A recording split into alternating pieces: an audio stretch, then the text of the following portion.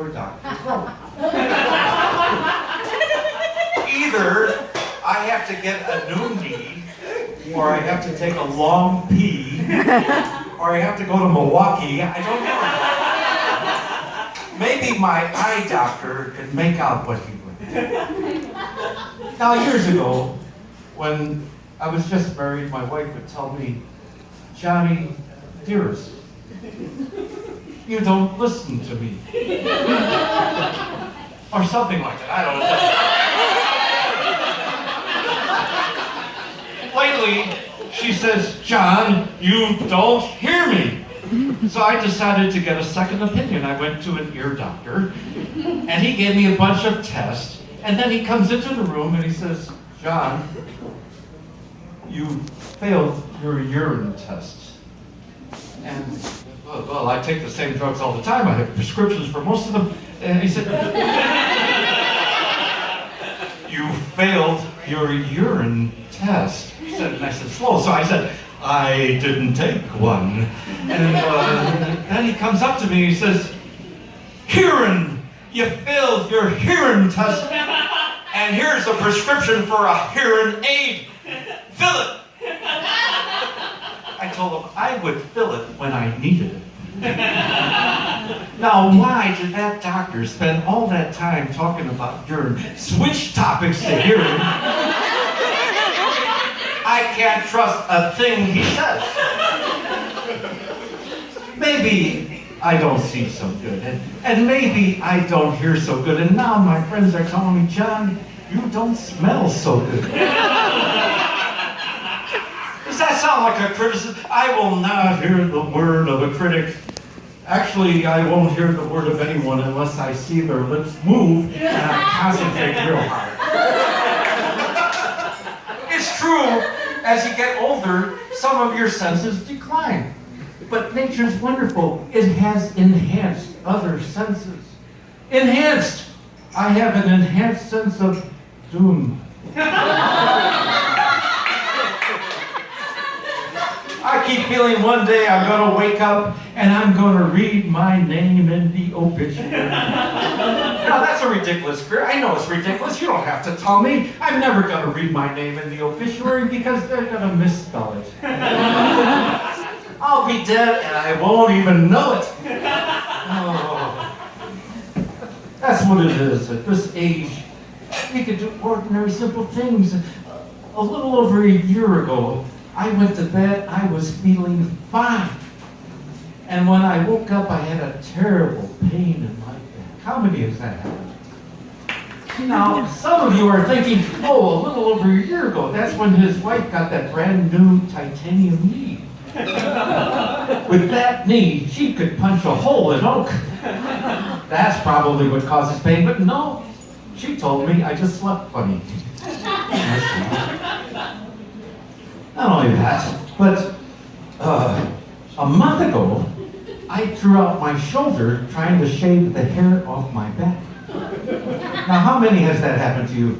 You, sir, and you, sir, and you, ma'am?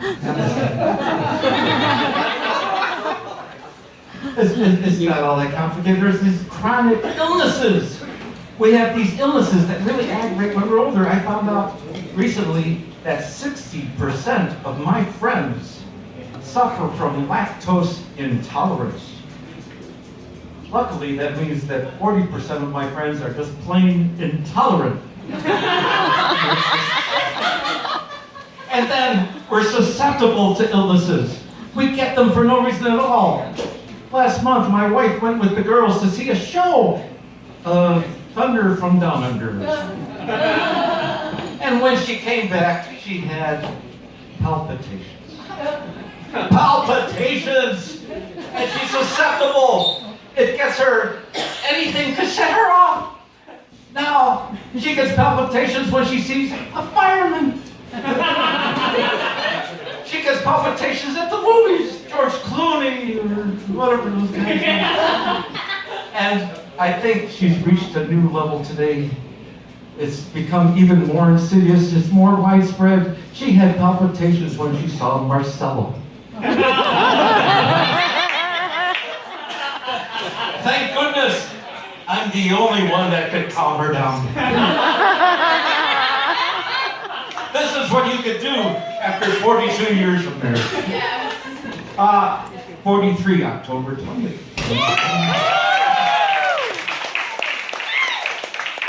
And they said it wouldn't last.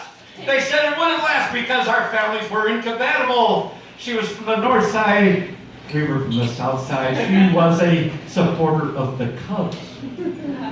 We were the Sox. My family and friends told me, don't fall in love with a Cubs girl. The Cubs are cursed. Cursed. They have the curse of the billy goat. They believed in the old country ways. We were also incompatible because they said her family was educated. They read books. My family was broad shoulders. We're from the city of broad shoulders, and we exercise those shoulders. They said, who's responsible for this mess? I don't know. Who's the boss here? I don't know. Exercise. The third thing that was made incompatibility, they said that her family had some members that suffered from alcoholism. My family enjoys alcoholism. We supported the 3 taverns on our block. Oh, some of my family was intelligent. We could have learned how to read books. We could have been somebody. We could have been lawyers, but none of us could have passed the bars. Maybe 1 bar, but not 2, 3 bars. There's an advantage to being married so long.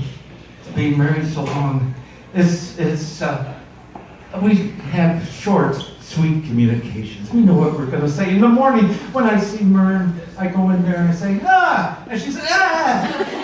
That's it. That's the morning conversation.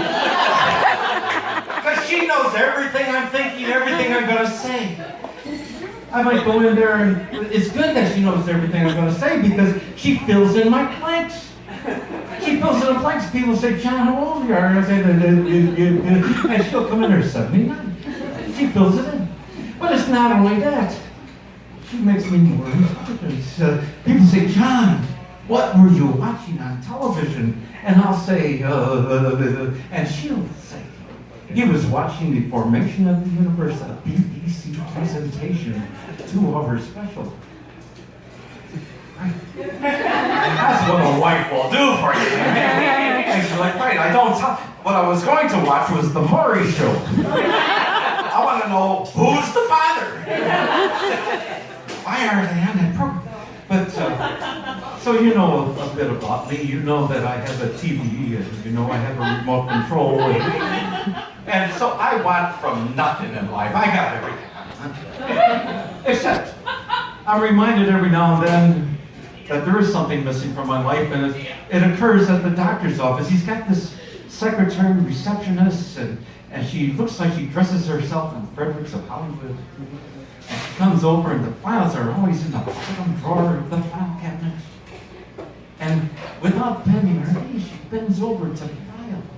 And I look at that and I say, boy, I wish I could do that. I wish I could bend over.